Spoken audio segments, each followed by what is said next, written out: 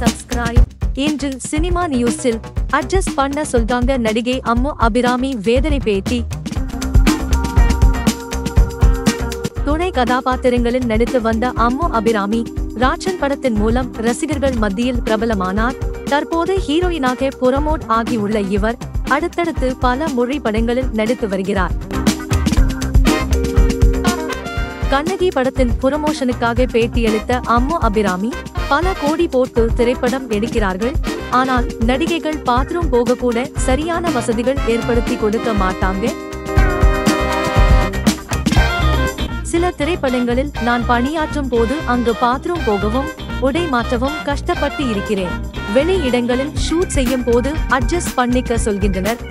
கண்ட இடத்தில் பாத்ரூம் போவதால் எனக்கு இன்ஃபெக்ஷன் ஆகிவிட்டது. இந்த மாதிரியான விஷயங்களை எப்படி பொறுத்து கொள்ள முடியும்?